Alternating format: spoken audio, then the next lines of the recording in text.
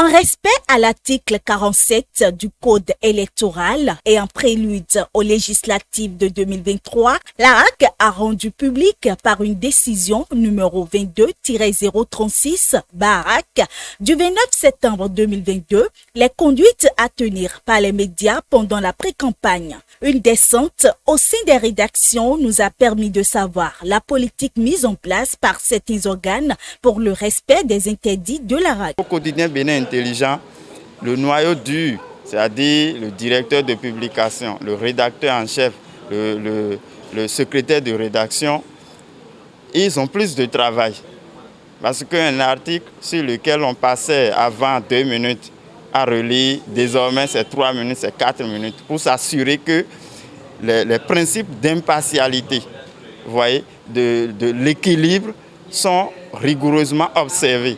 Donc, au quotidien Bénin Intelligent, nous sommes préparés pour passer cette période sensible en toute responsabilité pour qu'après le 8 janvier, le Bénin puisse continuer à vivre en paix. Nous avons mis sur pied ce qu'on appelle directoire éditorial ici, qui est composé de 3 personnalités, de 3 grands journalistes. Il y a Moïse Dosoumou, Angelo Dosoumou et moi-même Adrien Tchomakou. Ça suppose quoi? Avant publication d'un article, cet article doit être lu par ces 3 grands journalistes qui doivent analyser, voir l'importance et les verbes qui ont été utilisés pour pouvoir rédiger l'article. Ça suppose qu'il ne peut même pas avoir une fausse information diffusée. Nous pouvons être invités par tout acteur politique, par tout homme politique, par tout parti politique. Mais c'est le traitement de l'information qui est le problème. Nous avons réuni déjà ce matin nos journalistes. On leur a demandé de lire attentivement cette décision. Chacun a commenté la décision. C'est vrai que les premiers conseils, les premiers échanges ont été faits sur la décision. Et par rapport à ces échanges, il a été demandé dès maintenant à chacun des journalistes de ne pas faire la part belle, de ne pas faire de la propagande lorsqu'il s'agira de recevoir des acteurs politiques, de rester dans le cadre strict tracé par la haute autorité de l'audiovisuel et de la communication. Cela dit, nous sommes déjà habitués et nous savons déjà ce qu'il y a lieu de faire lorsqu'on est à la veille d'une élection capitale comme celle que nous allons connaître en janvier 2023. Pour ces responsables, l'interdiction de la propagande en cette période préélectorale et l'exhortation des journalistes au professionnalisme, loin d'être de nouvelles règles, n'est qu'un rappel. Cette décision que l'ARAC vient de prendre, de mon point de vue, a montré que véritablement le président Moretti et les conseillers sont à l'écoute des professionnels des médias. Parce qu'il est arrivé ici que des décisions de l'ARAC suscitent beaucoup de remous au sein de la corporation.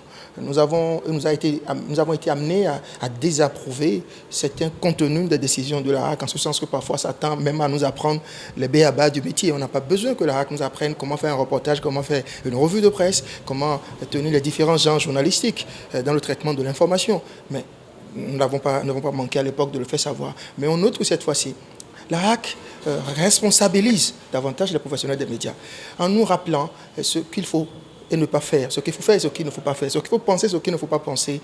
Et tout ceci fondé sur le code électoral, notamment en son article 47.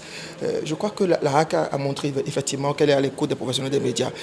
Cela dit, je pense que fondamentalement, tout journaliste professionnel sait qu'en période de pré-campagne électorale, il ne faut pas permettre aux acteurs politiques de faire de la campagne électorale précoce. Faire en sorte que lorsque la période de pré-campagne démarre et que l'ARAC l'indique, que certains genres journalistiques assez délicats, tels que les chroniques, les commentaires, les revues de presse, ainsi de suite, soient tenus par des professionnels vraiment avérés, des gens vraiment expérimentés pour ne pas donner lieu à tout ce qui peut amener l'ARAC à sanctionner ou à faire des mises en demeure. Il est vrai que la répétition est pédagogique. C'est en ce sens que je salue l'initiative ou bien l'idée de l'ARAC de nous rappeler à l'ordre. Étant responsable d'un organe reconnu par l'ARAC, nous sommes soumis à cette décision également et le travail à faire par-dessus de tout c'est de répéter à la base, c'est-à-dire au sein de la rédaction, c'est de rappeler à chacun ce qu'il doit faire, rédacteur en chef, secrétaire de rédaction, directeur de publication, ce que chacun doit faire pour que nous ne nous mettons pas au travers de cette décision les jours à venir. Ce n'est pas la première fois que la HAC sort à la veille d'une élection une décision pour réglementer les activités dans les médias. Elle a l'habitude de le faire et en tant que professionnel des médias, nous sommes habitués à voir les décisions de la HAC, les décisions qui nous permettent de faire notre travail durant une période donnée. Notons que cette décision de la HAC couvre la période du 30 septembre au 22 décembre 2022.